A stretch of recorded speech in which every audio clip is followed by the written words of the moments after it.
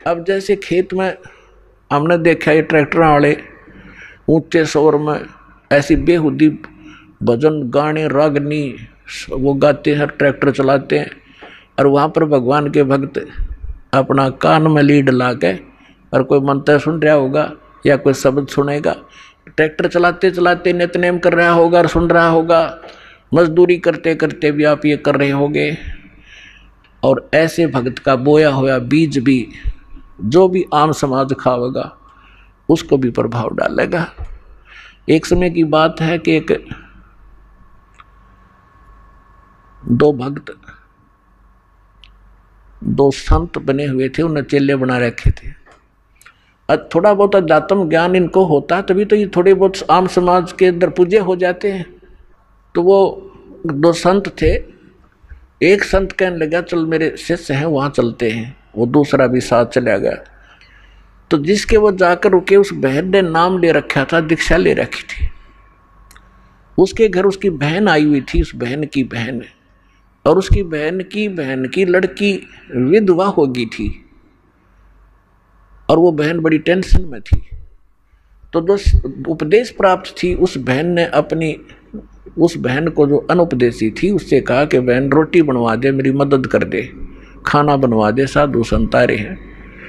तो उस बहन ने वो खाना बना दिया जिसकी बेटी विधवा हो चुकी थी। उसी टेंशन में थी वह, क्या होगा मेरी बेटी का, छोटे छोटे बालक हैं, हाय भगवान के ऊपर कैसे गुजारा होगा, माता पिता को तो बड़ा टेंशन बनी रहती। अब इन विचारों से ग्रस्त उसने खाना बना दिया, संतों ने खा लिया, वह सो गए। तो सुबह जो दूसरा था वो उठा और इतना टेंशन में उठा कि भाई क्या हो गया। उठकर उसने अपने साथी से बताया भाई आज तो ऐसा सपना आया जैसे मेरी लड़की विधवा होगी हो, और उसका क्या होगा, मतलब बुरी तरह तड़फड़ा था। आँख खुली जब चैन हुआ है तो बुद्धिमान था, उसने कहा अपने मित्र से कि क्या इस परिवार में किसी को कोई आपत्ति है।